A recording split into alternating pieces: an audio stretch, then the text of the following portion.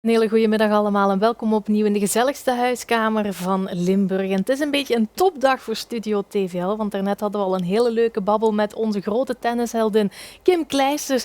En nu is er ook een hele grote artiest vanuit Nederland naar hier gekomen die zijn nieuwste album 1000 Spiegels aan ons voorstelt. Dat is Marco Borsato. Goedemiddag. Goedemiddag. Fijn dat je er bent, Marco. Heerlijk. Ja, zeg, en ik dacht, ik heb hier een primeurtje, ik ga die twee in contact brengen, maar jullie kennen elkaar al. Ja, ze kwam ooit kijken in het Sportpaleis. Ja. Nee, ik was natuurlijk zeer vereerd, want ik volg tennis altijd nauwlettend. Ja. En dus ik was zeer vereerd. Maar heel toevallig hadden we elkaar van de week ook nog op Twitter even aangesproken. Omdat er kwam een tweede show bij. Zij zei, oh leuk. Dus zei, nou, mag je komen? En toen zei zij, ja, maar mijn man spreekt geen woord Nederlands. Die verstaan het niet.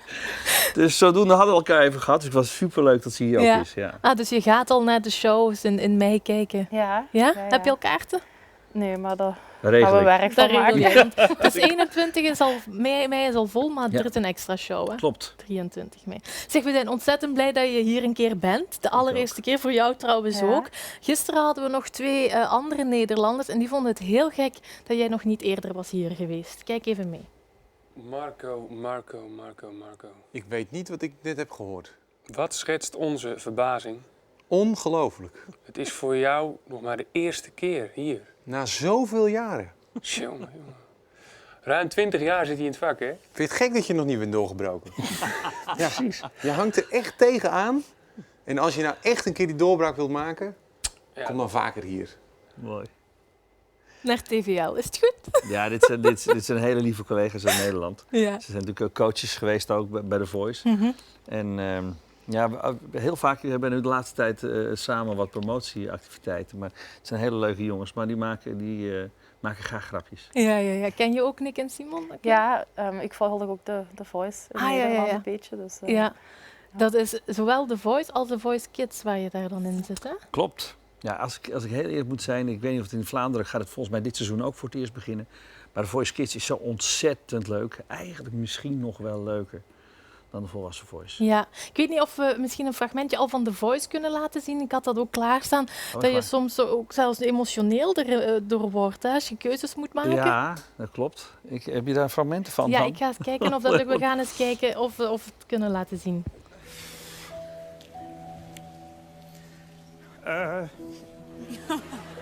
Nou. Oh, lieverd.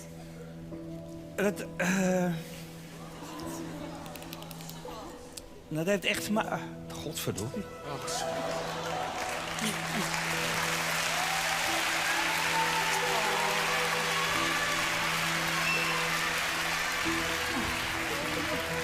Dat heeft te maken omdat ik moet.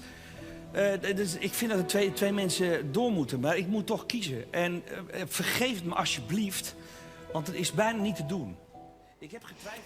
Ja, je krijgt het weer warm. Ja, het is, bij de Voice Kids is het zo dat je uiteindelijk 15 kandidaatjes hebt.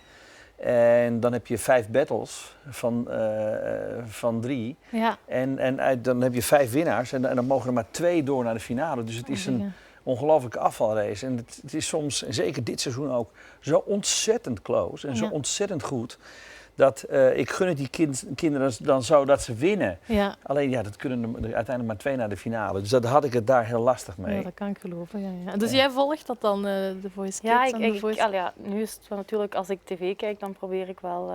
Zo'n dingen vind ik super. Ja. The Voice, So You Think You Can Dance. Ja. Ja. En dan zit ik ook vaak met tranen in mijn ogen voor tv. Ja. Beetje snotdraaien, Ja. dat is toch leuk, hè? Dat hoort er allemaal bij. Zeg maar, wisten jullie dat jullie nog meer gemeen hebben dan liefde voor tennis, voor muziek? Ja, nou, zij onze ons dochter. ja. Ah, die heet Ja. allebei Jada. Ja. Hoe Die van oud hem zijn is ze? ouder. Ja, Ja, wij hebben haar vernoemd naar Jada Pinkett. Ja, ik ook. Ja, dus Ah. dat is misschien voor ons alle twee al de inspiratie geweest. Ja. Ik vond het zo'n mooie naam, een hele mooie, lieve vrouw ook. Mhm. En dus dat was voor ons al meteen duidelijk. Ook als Luca een meisje was geweest, had even goed Jada geweest. Ah, ja. We liepen er al heel lang mee. Ja, dat is een mooie naam ook. Hè. Prachtig. Ja, jouw Jada lijkt heel erg op jou. Allee, dat weten we al van als ze daar klein was en met de bekers ging rondlopen. Maar nu ben jij onlangs ook, overal op YouTube zagen we filmpjes verschijnen. Lijkt ook heel erg op jou, hè? Ja, zij heeft inderdaad heel erg veel van mij weg. Ja. Zij heeft niet het lef van de vader, want ik was als kind eigenlijk heel verlegen. Ja, dat kun je nu misschien bijna niet voorstellen, maar dat was echt zo. Ja. Maar zij lijkt ervoor geboren. Ze heeft al met een film gespeeld en ze wil gewoon heel graag zingen. Ja. Ze was gisteren jarig en dan... We hebben natuurlijk een liedje samen nu. Dus dan stoot ze me aan, pap, iedereen is er nu. Ja, ik zeg, iedereen is er inderdaad. Nou, kom op, dan gaan we aan de piano. Dan wil ze gewoon voor iedereen dat liedje. En dat eerlijk gezegd, en dat was ook die tv die we in Nederland deden, waaruit die single plotseling ontstond. Dat was helemaal niet gepland. Ja. Ja, dan kijkt ze naar je. En zoals volgens mij alleen een dochter naar je kan kijken. Met die vol trots en die glimlach en vol enthousiasme. Ja, dat raakt hem. En dat pakt iedereen natuurlijk ook op. Dat is logisch. Ja. Oké, we gaan eens kijken. Samen voor altijd. Wat heb je? Ik hoor bij jou, jij hoort bij mij. We blijven samen voor altijd. Ik laat je nooit alleen, je maakt me blij. Ik hou je vast en laat je vrij. En ik vertrouw erop dat jij de weg wel weet. Maar stiekem kijk ik toch een beetje mee. Ik hoor bij jou, jij hoort bij mij. Want jij bent ik en ik ben jij. En dat is voor altijd. Oh, en ook een fiere mama. Ja, maar ze wilde ook dat kroontje op. Ja, dat Kim krijgt ook Ja. al tranen in haar ogen hier. Dus ik denk, ook dochters kerstvers, met mama. een papa, dat blijft altijd. Maakt niet uit hoe oud dat je bent, dat Ja. blijft. Ja, dat deed me een Heel beetje speciaal. denken aan...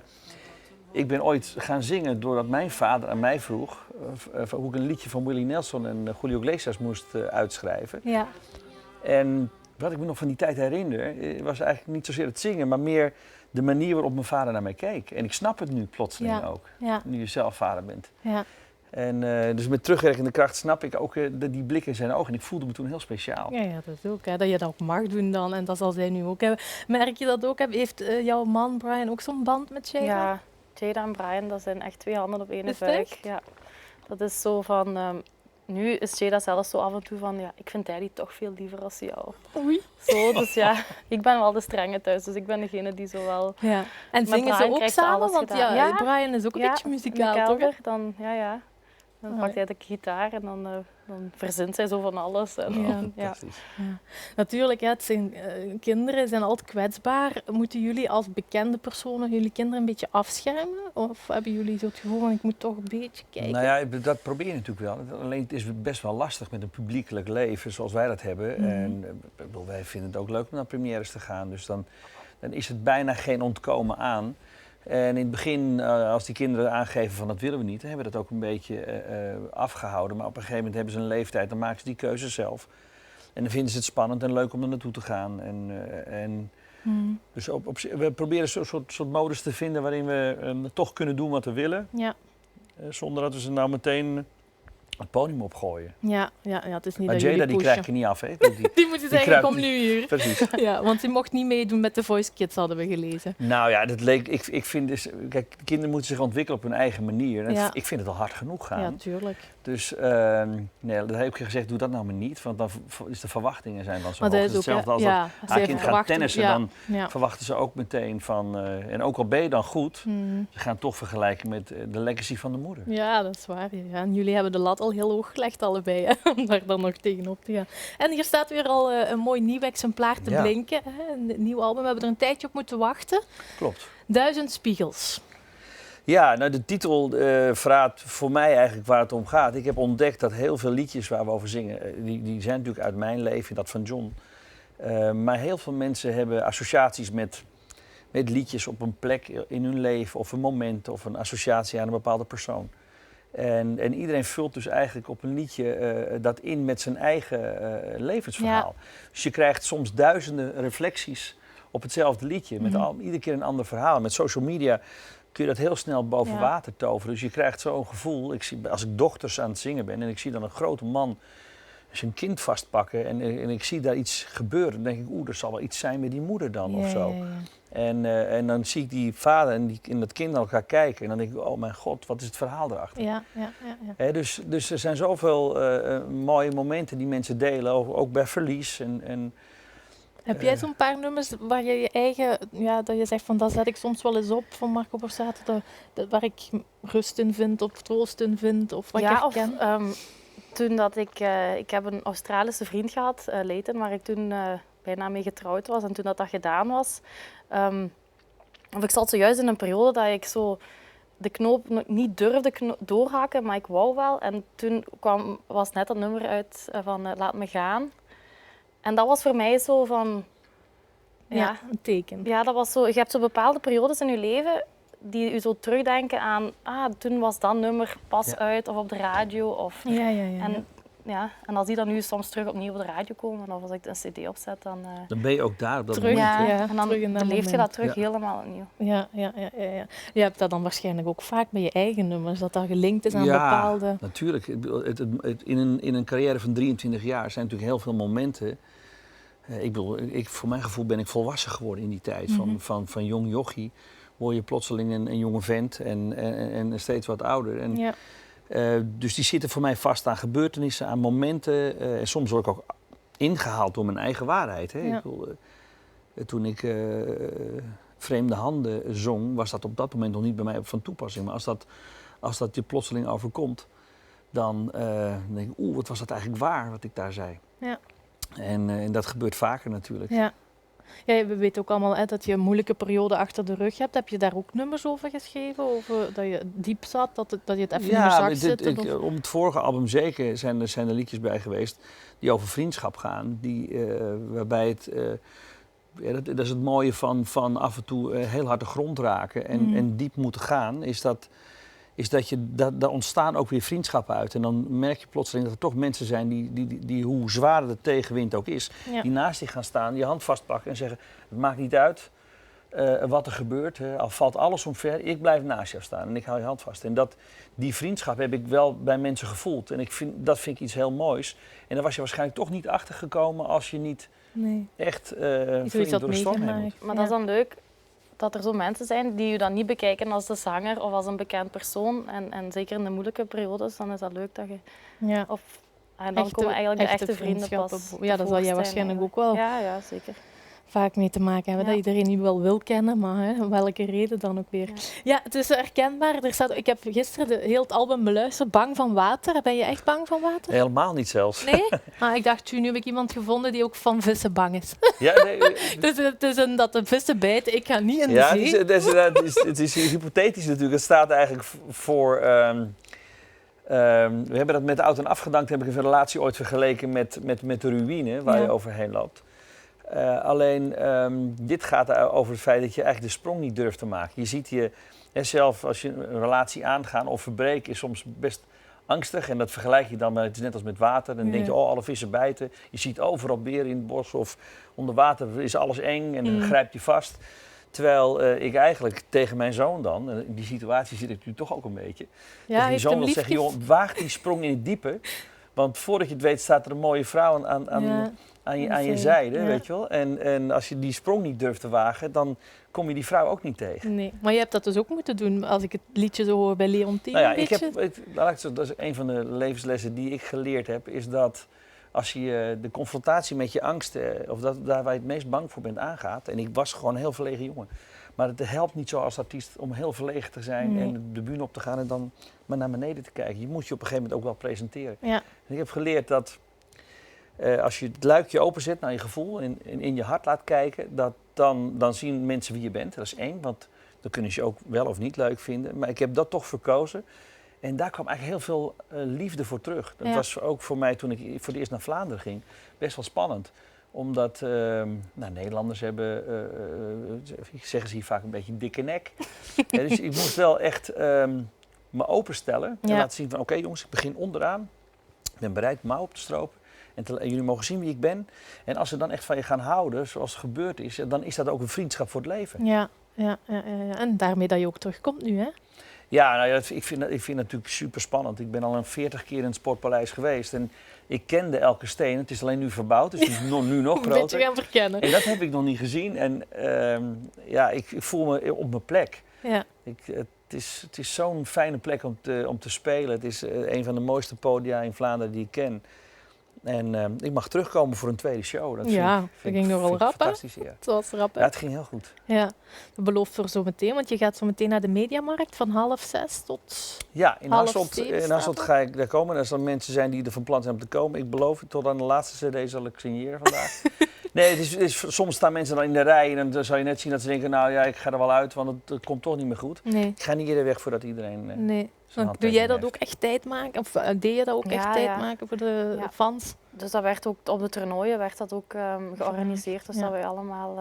Ze komen ook voor jullie ja, uiteindelijk. ja, hè? uiteraard. Nou ja, ik bedoel, het schil was dus een of ander. Zij stond en staat nog steeds bekend als een van de meest sympathieke vrouwen uit de tennis. Omdat ze is gewoon benaderbaar en, Ja, ja. en heel menselijk. Dat doet ook veel. En hè? warm. En Ja. dat kun je niet van iedereen zeggen. Ja. Nog heel even terug over 1000 Spiegels. Ik heb gelezen, sommigen schrijven Borsato Grand Cru. Heel wat bekende of herkenbare nummers, maar ook een paar vernieuwingen. Ja. Je gaat mee met je tijd, zoals dit nummer met Gers Pardoel. Dit is wie ik ben, eer. Kijk, ik ben ten alle tijden mezelf. Dit is mijn stem, ik heb trots, eer. En kijk, ik ben ten alle tijden mezelf. Dit is mijn stem. Ja, dat is enorm populair ook bij jullie, hè? Rappers met dan Nou ja, traditionele. goed, kijk, als je de charts bekijkt tegenwoordig, dan zie je dat de grote supersterren van tegenwoordig, dat zijn eigenlijk de DJ's bijna. Ja, Dat zijn de nieuwe grote wereldsterren. En daar hebben we natuurlijk in Nederland best wel veel mensen van op het allerhoogste niveau. En ook rap is een uitingsvorm van nu. En die zeggen de dingen net iets rauwer, net iets scherper als dat wij dat zouden doen. En ik heb altijd veel plezier gehad in samenwerkingsverbanden met mensen. Omdat ik geloof dat als twee talenten met elkaar schuren, dan komt op dat raakvlak komen soms hele mooie, verrassende dingen naar voren die anders niet zouden zijn gebeurd. En in een 23-jarige carrière wil je ook vernieuwen. En dat was met Gers. Hij is de rapper van dit moment in Nederland. ja, het klinkt helemaal... Kan je zelf ook rappen? Oh, helemaal niet. Nee, het is kansloos. Nee? Dat is Ja, dat is kansloos. gek, hè? Dat is toch een heel ander genre. Dat is een toch, hè? andere discipline. Ja. En dat moet ik ook niet proberen, want dat gaat niet lukken. Oké, goed. Zo, heel fijn alleszins dat jullie vandaag de moeite hebben gedaan om vond het tot bij superleuk. ons te komen. Ja, Wij ik vonden het heel erg leuk. Wat mogen we jullie nog wensen voor 2013? Hoe gaat december er nog uitzien, Kim? Rustig. Uiteraard 11 december nog spelen Ja. en dan de feestdagen. Dus gezellig gewoon met de familie en Ja. lekker En jij thuis. ook gezellig? Ja, ik vind het heerlijk. Ik heb nog wel een drukke decembermaand. Ja. En dan volgend jaar weer toeren. En die voorbereiding erop vind ik superleuk.